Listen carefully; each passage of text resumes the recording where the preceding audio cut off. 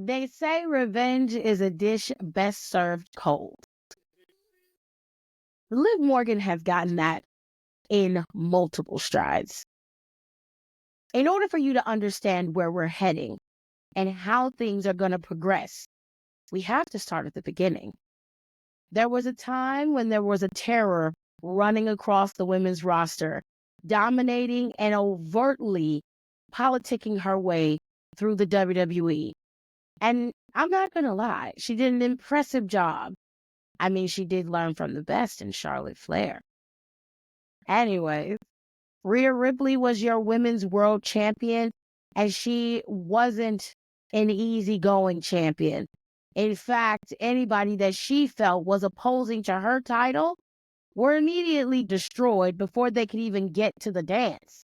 Rhea Ripley made it very clear that she was not to be trifled with, and the one thing that she protected at all costs was that Women's World Championship, second only to Dominic Mysterio, which I find being fair. Dominic Mysterio was second to that title, but that's another conversation for another day.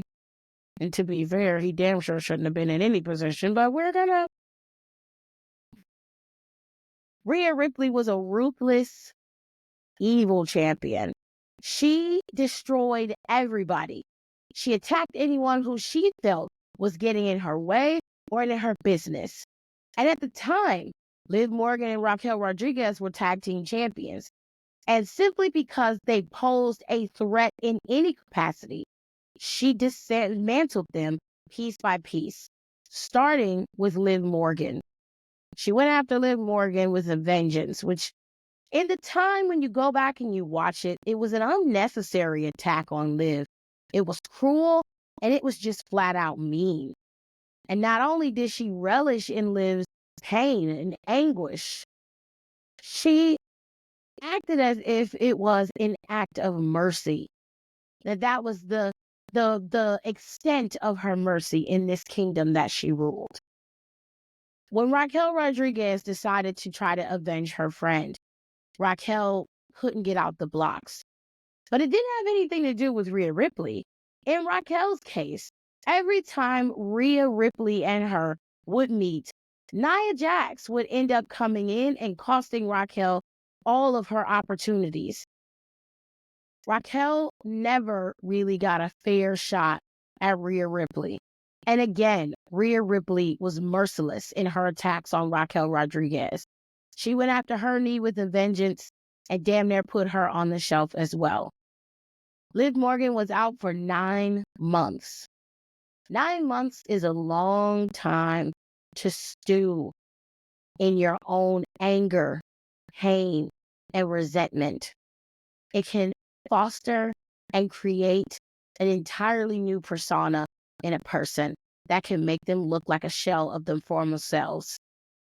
And in Liv Morgan's case, her entire existence began to dismantle, destroy, and take everything that Rhea Ripley had ever built.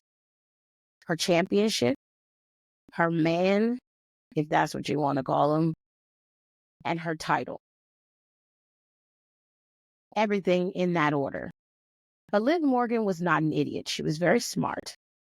She realized the links or the weakest links in the Judgment Day, and she sought after them and used their own jealousy and inferiority to take over the entire group.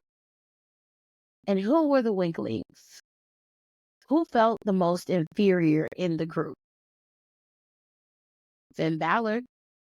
Finn Balor tried to challenge for the World Heavyweight Championship 3 times, and even with the help of the Judgment Day and Damian Priest's help, Finn Balor was not able to recapture that championship and live out his glory as the World Heavyweight Champion that he so rightfully deserved. Seeing as how the first time Seth freaking Rollins and Finn Balor met, he actually beat him with one arm. But it seems like in this case, the gods were not smiling in Finn Balor's favor. And Finn Balor hasn't really gotten over that yet. But that's another conversation for another day. Liv Morgan watched, plotted, planned, and when she saw an opening, she executed. She knew exactly what was going on, and she used all of those weak links to dismantle the Judgment Day from within. All she had to do was flash a smile, show a little ass, and make Finn and Dom feel like the men that they thought they were. Restore their masculinity, as she put it.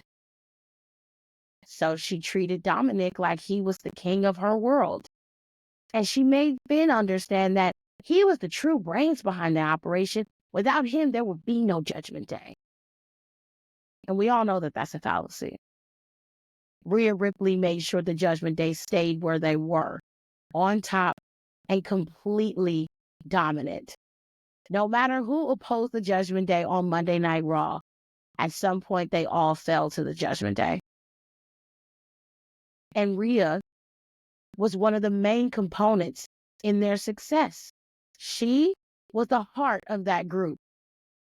And not only that, but Damian Priest was their main enforcer. He made sure that every plan that was created by Rhea Ripley was executed with precision. The two of them moving the way that they moved with the Judgment Day protected the Judgment Day. And without them, they are vulnerable to jealousy and resentment and hate. And that is what is happening now in the Judgment Day. But again, we'll get to that in another video. And if you want to hear my breakdown of the Judgment Day, comment in the comment section below and let me know. And I'll get that video started. So let's get back into the women's WarGames match. So, where were we? Yes. Liv Morgan's revenge tour officially began.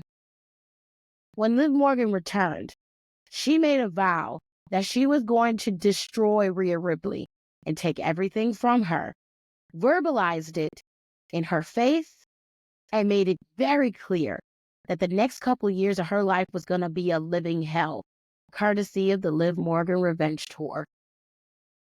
And of course, Rhea Ripley paid her dust because I've already taken this girl out and I've already made sure she was on the show for 9 months.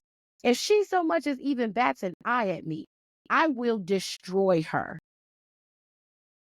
She underestimated the power of resentment and anger and just pure, unadulterated revenge. That can fuel a person to be one of the cruelest versions of themselves. And Liv Morgan was no exception. The way that Liv Morgan executed her plan was low-key ingenious. I ain't gonna lie. I'll give the little meth head her props. She went about this with true intentions. And at first, I was on her side. Rhea Ripley deserved what she got. She put that girl on the show for 9 months. And quite frankly, if I was Liv, I would have dismantled her world too. But Liv Morgan didn't stay on the path of attacking Rhea. She allowed her resentment, her anger, and that incessant need for revenge to consume her. And she changed.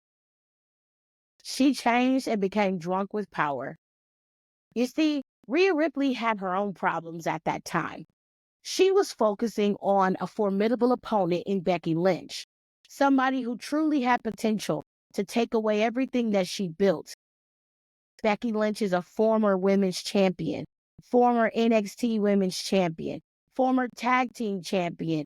Every championship the WWE has created for women, Becky Lynch has had and ran with for years. There was a time where Becky Lynch was champion and she was in champion in every single promotion for the whole year. Becky Lynch is a powerful opponent. And she was not somebody that you could just, brush off. She was somebody you had to focus on. And that's what Rhea Ripley did. She forgot, as a champion, you got multiple targets on your back. And you can't just have all your sights on one person. And she also didn't utilize the fact that she had an entire faction that could have taken care of Liv Morgan. And not in the way that you think. I mean, if Liv tries to attack her, they could stop him. They could thwart her from coming out there, hold her back, kidnap her, whatever works for them. The problem with Rhea is that every time she got ready to handle her own business, she never implemented a plan for them because she was real high on herself dominating this women's division.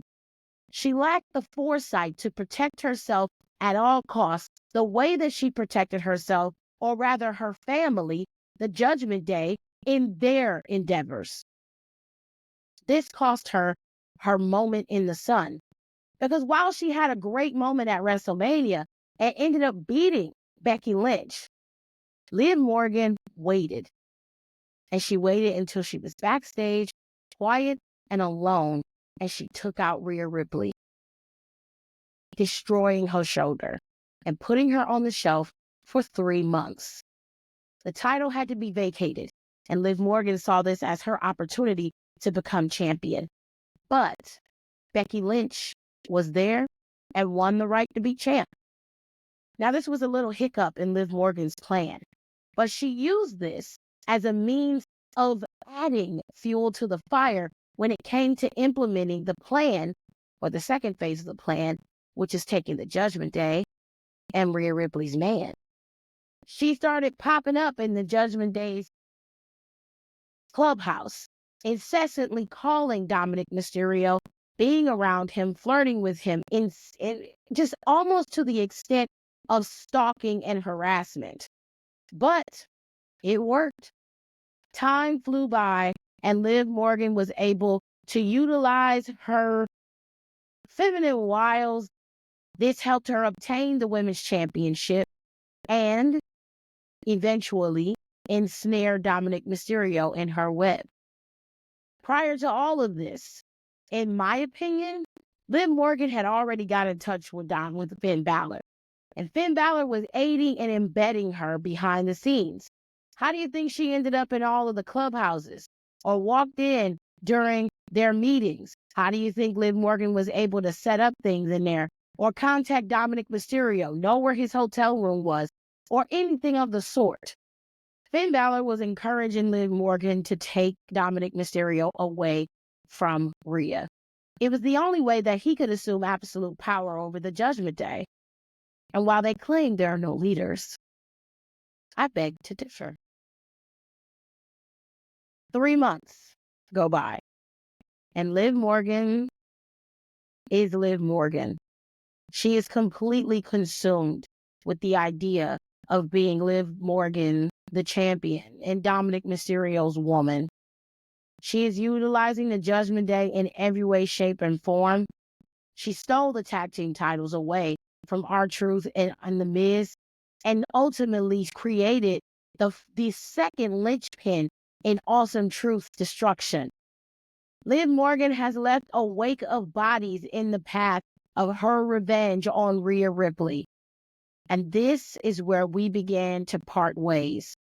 Her need to incessantly go after everyone else when no one else caused you any harm or pain.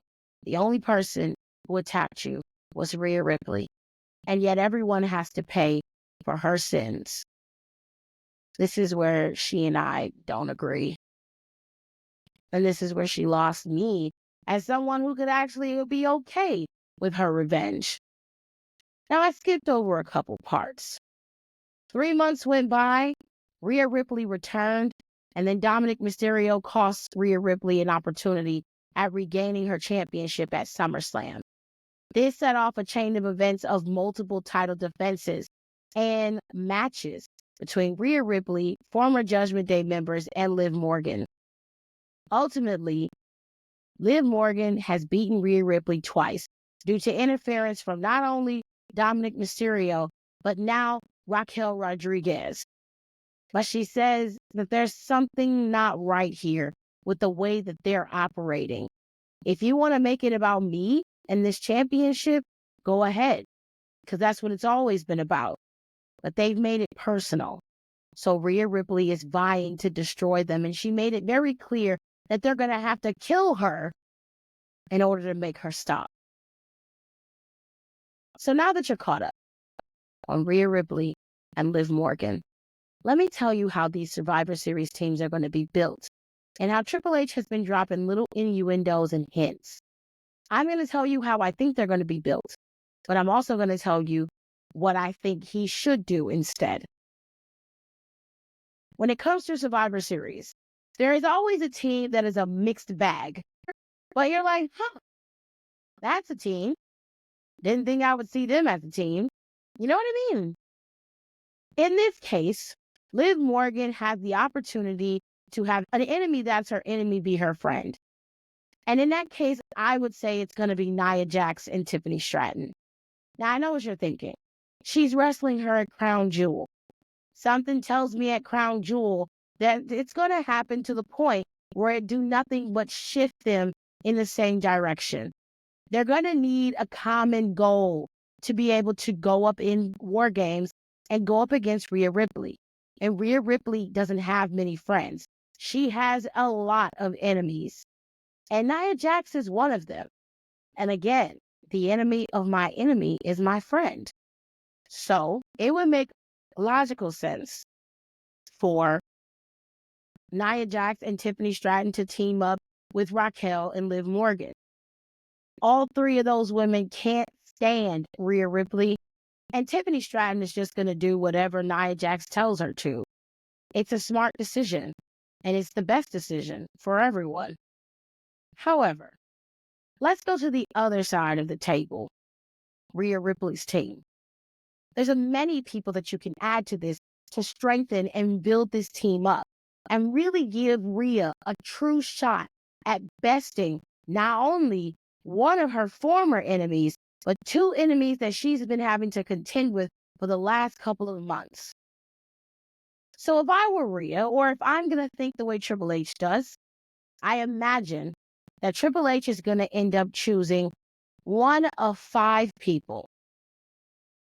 You have Rhea Ripley, and then you could add in Naomi, Bianca, Jade, and or Bayley. All 4 of these women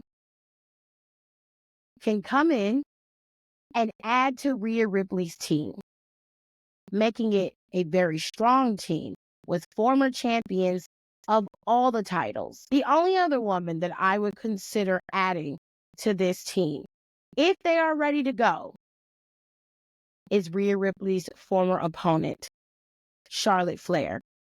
This is the only 5 women, in my opinion, who would make absolute perfect sense in terms of building and booking a strong Survivor Series team for the women. Now, a lot of people are asking, where do Jade and Bianca come in? If you watched on social media these past couple of weeks, then you saw that Raquel and Liv have been eyeing those WWE Tag Team Championships. In fact, they have been making sure that people understand that they want all of the gold, and they're going to do everything in their power to try to get it. So when they interrupted Io and Kairi Sane and had their tag team match with them, this put them in the middle of the tag team division, which directly puts them in the sights of the current tag team champions in Bianca and Jade. Now, they got their own problems with that fatal 4-way on the horizon at Crown Jewel. But something tells me that those girls are going to retain, and that because of this little interaction that they ended up having backstage on Monday Night Raw, as the time progresses and gets closer to WarGames, Raquel and Liv are going to attempt to take those titles from Bianca and Jade, and they're going to end up joining Team Rhea. Well, the only other person I would assume that would work the best, in my opinion, on this team is Naomi. Now, I know a lot of people are like, why would you pick Naomi? And the reason why I would pick Naomi is because right now, she is directly in the sights of Nia Jax as your current WWE Women's Champion. She's the only other woman outside of Bayley who has been able to pin Nia Jax. And quite frankly, she is the most qualified to be able to go up against Nia Jax at Royal Rumble or wherever they decide to make them have their title match because they're going to have one. Now, Nia Jax has been considering Naomi as a thorn in her side, and everybody that they have thrown at Naomi, she has beaten. Tiffany Stratton, her own henchman, and somebody new who they brought into the story with Candice LeRae. So, my idea is to put the big three on Rhea's team, especially if we're doing 4-on-4, which is usually where they go. They don't usually go above that. But if they decide to not go with Naomi due to the fact that Charlotte is cleared and ready to go, then Charlotte Flair will possibly be put in her place. Charlotte is a bigger superstar than Naomi. It's no shade. I love them both. And I love Naomi dearly. But Charlotte just is a bigger superstar. And she would get a massive pop with her coming into the fold and it being sight unseen of them just needing an opponent. And knowing Triple H, if he were to bring Charlotte in, he would make it seem as though the whole squad of Liv, Raquel, Nia, and Tiffany took out Naomi before they could even add her to the matchup. And then that's how they would make a way for her. Same thing goes for the final person that I said could be on Rhea Ripley's team, and that is Bayley. Bayley is a formidable opponent of Nia Jax's. She has been a thorn in her side as well ever since she became champion. And even though Bayley came up short the last time that they wrestled each other, obviously every time Bayley wrestled Nia, Tiffany Stratton interfered and cost her her opportunity at either retaining or regaining her title. She is still an adversary for Nia Jax and a very good pick to put in the WarGames. But again, if they were going to make this as dramatic as possible, which is what they did for last year's Women's WarGames, they could take out Bayley too. Bayley gets taken out, Naomi gets taken out, and they have no member for the WarGames match. And they don't find out until the day of, like the men did, or the day before. We don't know, but Charlotte could still be in play if she is cleared and ready to go. So, ladies and gentlemen, I put the rest of this to you. You tell me what you think. Right now, the roster is pretty set on who the top girls are. And usually, the top girls of the year are the ones who go inside WarGames. Unless you're special and you're Becky or Charlotte. Now, I'm hearing a lot of rumors that Becky seems to want to come back. She's itching to come back. But in my opinion, this WarGames match doesn't need a Becky Lynch. All right? They need people who are involved in the story and want to take people out. And quite frankly, Charlotte could just have a gripe with Nia simply because there's a moniker that Nia is holding that Charlotte has held her entire career. She's the queen, and she will not be opposed by another queen. Okay? So you guys let me know what you think in the comment section below. Do you think my setup of the women's WarGames match is right? Do you think I'm right on where I'm headed? I've been saying this for months. When I tell you, I clocked this back in August. And I can tell you verbatim how Triple H is going to set this up. He's very, very transparent in how he foreshadows everything. And you got to just watch. And that horizon will lay out for you because that's how he is. He very rarely deviates from the script. He's very much a stickler of that, which I enjoy. But sometimes my observation skills are a little bit more advanced than he plans for. So I can pretty much see where it's headed. I ain't psychic. I promise you I'm not. I'm just observing and watching, and then everything falls in line as I saw it. Now, like I said, you guys let me know in the comment section below. Do you think I'm wrong? Do you think that this isn't how WarGames is going to be set up? Or do you think I'm dead on the money? Do you have another idea for who the teams could actually be? Comment in the comment section below. I want to see you guys' Discord. I want to see y'all go balls to the wall. So as soon as you guys see the video, I need you to comment and interact on this video immediately. I love you guys, and I will see you guys in my next one. And I hope you guys enjoy my exclusive content. You guys are the greatest. I love you guys so much, and there'll be more to come in the very near future.